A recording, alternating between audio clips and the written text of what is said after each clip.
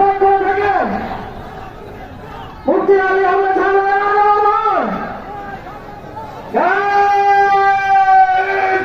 বিশ্বমানের গণবন্দিত আমার ধর্মী মোহাম্মদ আলী হামজা সাহেব, আমরা তাকে শুভেচ্ছা এবং স্বাগতম জানাচ্ছি। আপনারা একটু রাস্তা ছেড়ে দেবেন, একটু রাস্তা ছেড়ে দেবেন।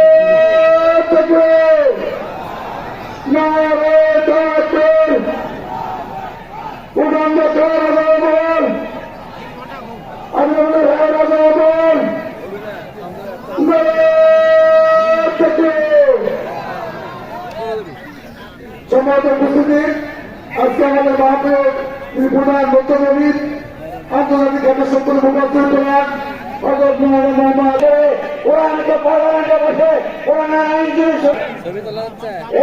এই ঘরটিকে আমাদের আসুন বাংলাদেশ মুসলিম আহ্বান জানিয়ে আমার বক্তব্য আমি এখানে শেষ করতে। আচ্ছা, আসসালামু আলাইকুম রহমতুল্লাহ। সম্মানিত সুধী মন্ডলী, এখন আপনাদের সামনে আমাদের প্রধান বক্তা আলোচনা করবেন। আপনারা অনেক কষ্ট করেছেন, ধৈর্য ধরেছেন।